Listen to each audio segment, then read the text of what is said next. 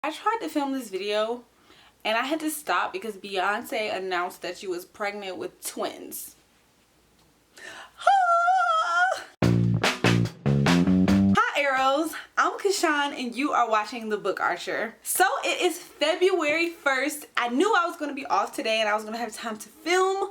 So, of course, I'm going to film my January wrap-up and February TBR. In the month of January, I managed to read 4 books. That's not exactly what I wanted, but I'm really just glad that I was reading consistently. I also participated in the biannual Bibliothon, and I'll talk about how I did once I get into some of these books. Unfortunately, I did not get a chance to participate in the Diversathon.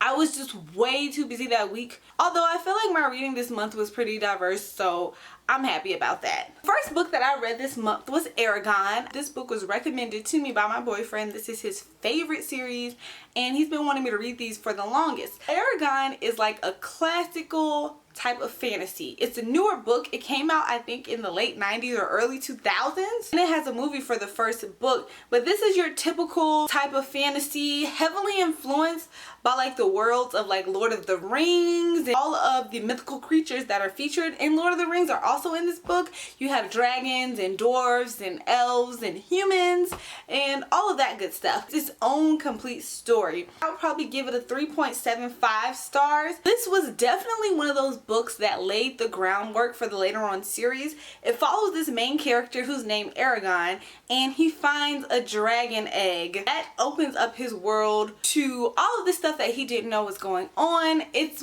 definitely a story that is about the journey. I really found this world to be well developed and super intriguing. I liked Aragon as a main character and I also liked his mentor. This had a lot of fight scenes and action sequences in it, so if you're into that type of book, I would recommend this one. Also, his dragon plays a really big character role. Her character is super fleshed out.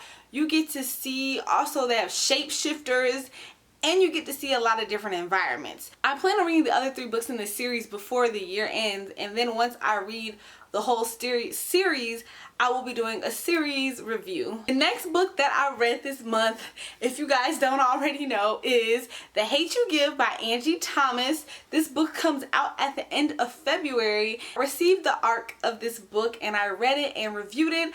I will leave a link down to my review below if you haven't watched it already. I loved this book, so I had so much to say about it, which is why I'm just going to sum this up really quick. This is a book heavily influenced and based on the Black Lives Matter movement, but when you read the story, you get so much more than that. It's all told from Star's perspective, but you get a lot of different stories intertwined, which makes the world very vast. The characters are central to the story. You become really invested in them. Angie Thomas's writing is very well developed. I loved it so much. I have so much to say. Check out the review. 5 out of 5 stars. The next book that I read this month is Truth Witch. Side note, I read The Hate U Give for the biannual Bibliothon. One of the reading challenges was to read a diverse book. I ended up reading The Hate U Give as my diverse book for that readathon. Now this is also a book that I picked up for the biannual Bibliothon. This is Truth Witch by Susan Dennard. Before I read this book, I didn't know what to expect going into it. I know a lot of people loved it and read it last year, but all I needed to know was that there were witches, it was a magic system, and that it follows like a best friendship. I feel like that's all you need to know going into it. This book is really fast paced. The plot takes off fairly early in the story. When the 2 main characters are introduced, the first few chapters really helps you get like a backstory of their lives. It kind of helps catapult the storyline so you feel like you already know what's going on, even though there is a lot of mystery involved. This book ended up being so much better than what I was expecting. I don't know why my expectations were so low for it, but I really like this. It was a fantasy book, but it felt like this was, it didn't feel heavy. It didn't feel like anything that I had read before, and it's so hard to come across fantasy stories that have like unique elements lately, but I just like this because it was a good time. The magic system was so interesting, and then the banter between the characters. Fantasy does not feel heavy in this. I don't know how Susan Susan didn't manage to do it. But yeah, I really enjoyed this actually. So I give this book a 4 out of 5 stars. I can't wait to read Wind Witch. I will most definitely be doing that in the next few months. The last book that I read this month is Shadowshaper by Jose Daniel Older. Oh, I just completely botched that. Daniel Jose Older.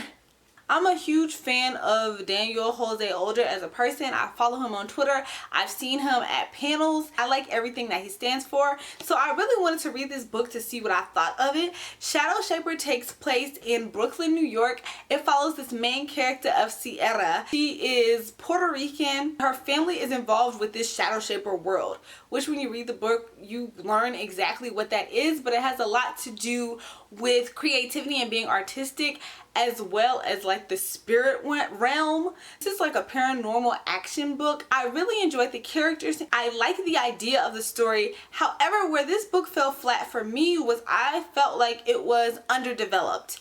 This book had all the potential in the world. The characters were likable, but I didn't love them.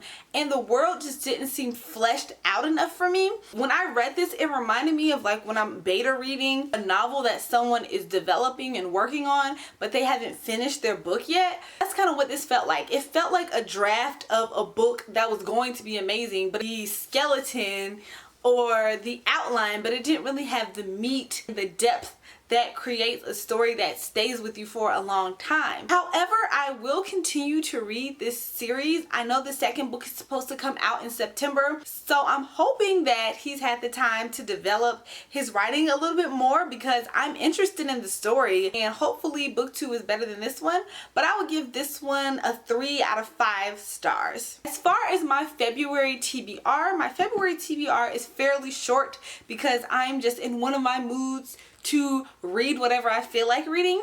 The only #1 book that I have on my February TBR is Freaks by Amanda Hocking. This was in my January TBR, and this is the only book that I wanted to read last month that I didn't get to.